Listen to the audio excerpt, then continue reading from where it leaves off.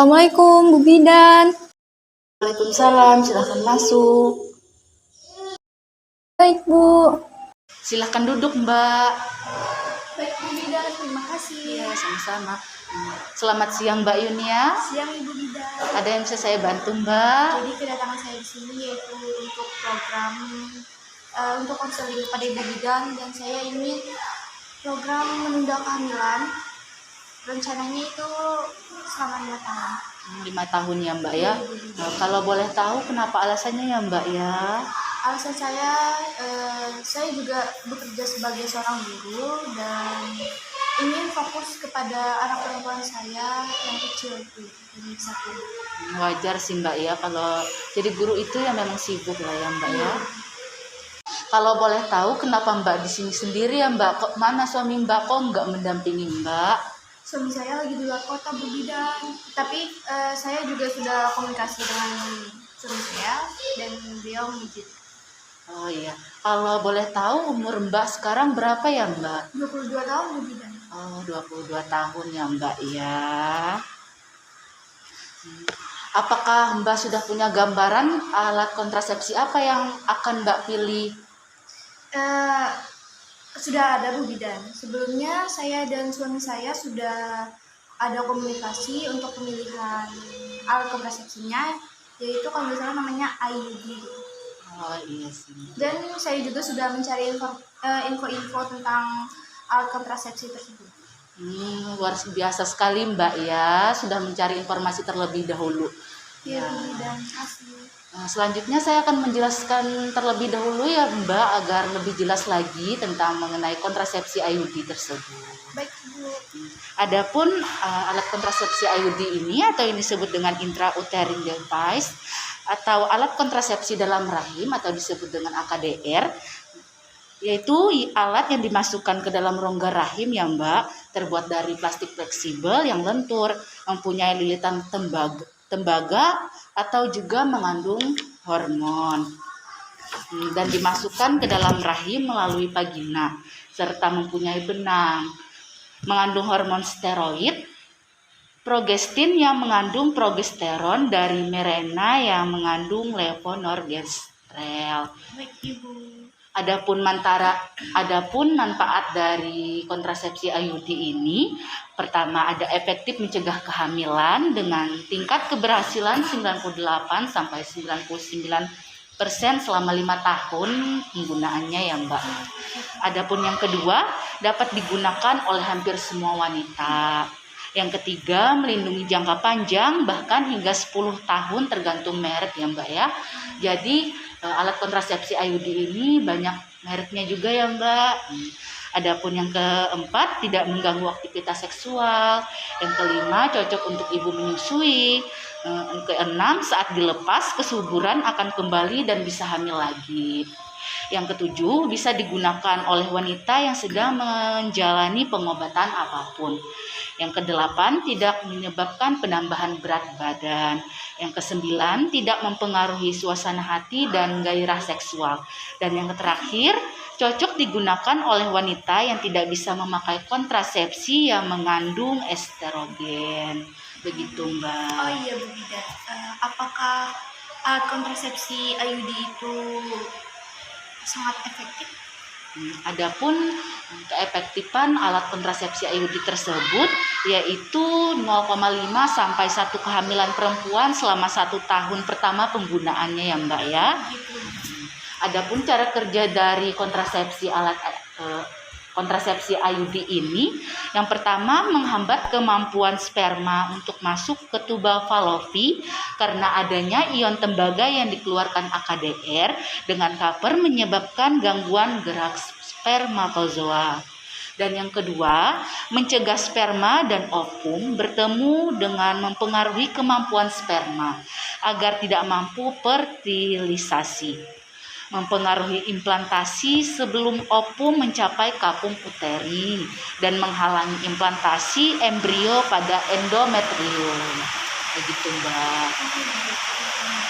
Apakah setelah saya memakai IUD ini akan ada efek samping?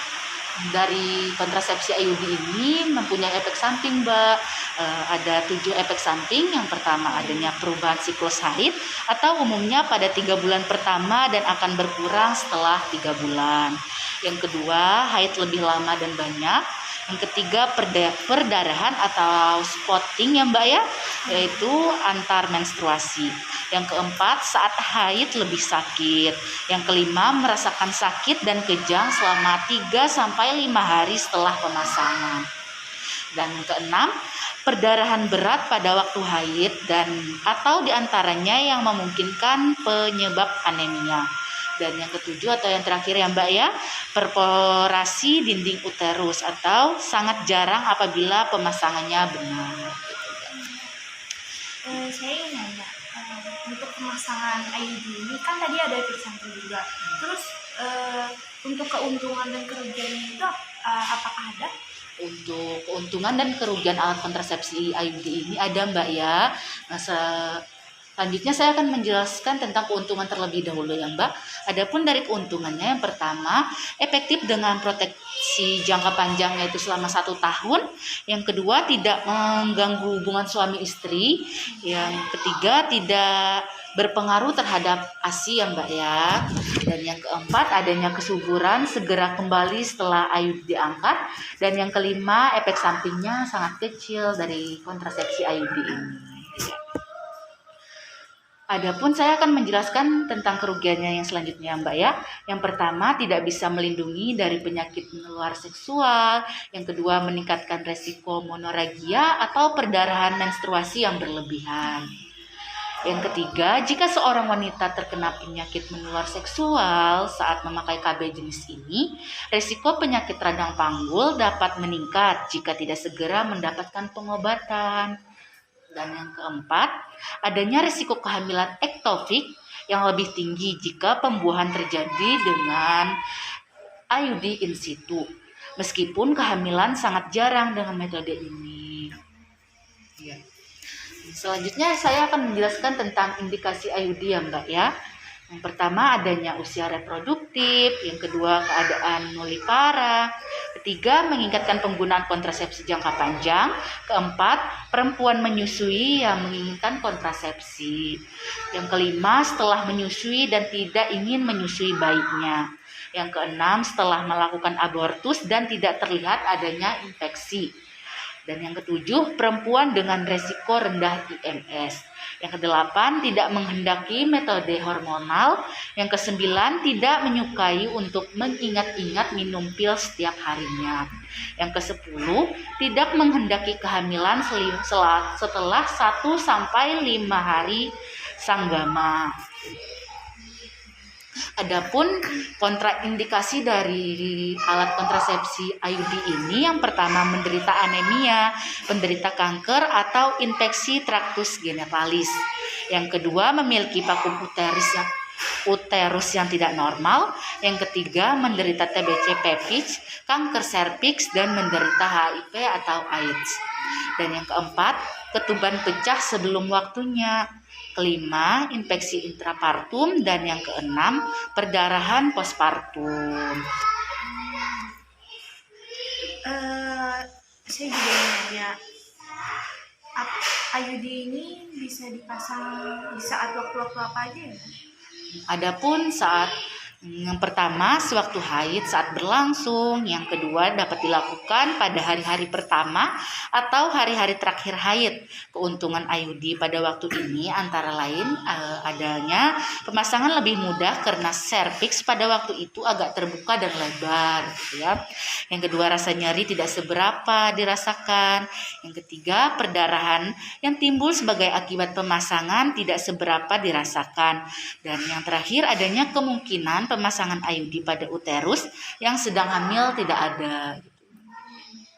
Dan ketiga, sewaktu pasca persalinan, bila pemasangan IUD tidak dilakukan dalam waktu seminggu setelah bersalin, sebaiknya IUD ditangguhkan sampai 6-8 minggu 24 postpartum, oleh karena jika pemasangan IUD dilakukan antara minggu kedua dan minggu keenam setelah partus, bahaya perforasi atau ekspolasi lebih besar.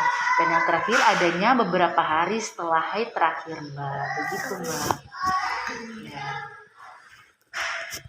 Dari yang saya jelaskan tadi, apakah ada yang kurang jelas, Mbak? Bisa ditanyakan, Mbak, ya. Sangat-sangat jelas, Puji, dan terima kasih atas informasinya. Ya, sama-sama ya, Mbak, ya. Jadi cukup jelas ya, Mbak, ya, penjelasan kontrasepsi IUD tadi ya, Mbak. Selanjutnya saya akan menanyakan suami Mbak dan Mbak, apakah, mohon maaf ya Mbak ya sebelumnya, apakah Mbak dan suami Mbak mempunyai penyakit gangguan pada reproduksi ya Mbak? Alhamdulillah nggak ada. Oh, syukur alhamdulillah ya Mbak ya, karena jika terdapatnya gangguan pada reproduksi ini dapat menghambat adanya kita pemasangan kontrasepsi IUD ini Mbak. Syukurnya yang nggak ada ya Mbak ya. Nah, sekian penjelasan tentang kontrasepsi IUD tadi Mbak. Jika ada yang kurang jelas lagi bisa dihubungi saya Mbak atau langsung datang ke sini aja ya Mbak ya. Baik, terima kasih Bu Bidan atas informasinya. Ya, sama-sama Mbak. Assalamualaikum. Waalaikumsalam. Iya.